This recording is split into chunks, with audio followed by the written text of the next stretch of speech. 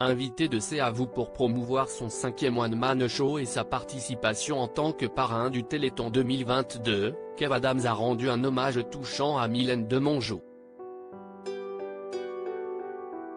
On s'est appelé il y a 2 semaines. Pour Kev Adams, la disparition de Mylène Demongeot est une tragédie.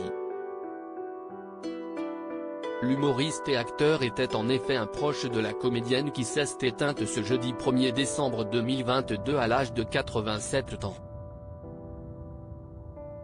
Malade après une récidive de son cancer, elle est décédée, laissant derrière elle le cinéma des années 50 et 60. Connue d'abord pour ses rôles dans la trilogie Fantomas, elle a vécu un véritable retour dans les salles il y a une quinzaine d'années, notamment en jouant dans Camping 36, Quai des Orfèvres d'Olivier Marchal. Mais cette année, elle a connu le succès avec Maison de retraite, où elle partageait l'affiche avec Kev Adams, qui lui a rendu un vibrant hommage.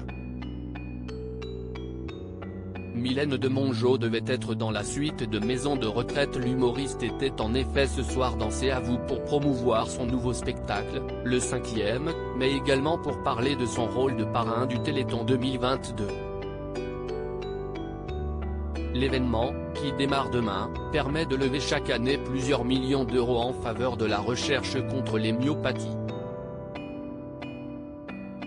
Mais Kev Adams a également souhaité revenir sur l'une des nouvelles tristes de la journée, le décès de l'actrice Mylène Demongeot, avec qui il partageait l'affiche dans Maison de retraite. Si est bouleversant, ça me fend le cœur, si est une femme avec qui j'ai créé un lien sur le tournage qui était génial, raconte-t-il, très ému. Il révèle avoir eu la comédienne il y a 2 semaines au téléphone, notamment pour lui parler de la suite de Maison de retraite, mise en chantier après le succès en salle du premier opus. Elle devait avoir un rôle important dans la suite, comme elle avait déjà un rôle important dans le premier, souligne-t-il, j'ai appris ça comme un coup sur la tête. On t'oubliera pas, lance Kev Adams ému. Il n'y a aucun moment dans ma tête où j'ai envisagé le fait qu'elle puisse pas être avec nous pour la suite, d'apprendre ça aujourd'hui ça m'a cassé en deux, explique Kev Adams, qui dit que grâce à elle, il a pu voir de nombreux films qu'elle lui a conseillés afin de ne plus être un culte. Mylène, on t'oubliera pas, je suis très ému aujourd'hui, et j'espère qu'on se souviendra longtemps de cette immense actrice, conclut-il. À lire aussi mort de l'actrice Mylène Demongeot, à l'âge de 87 ans.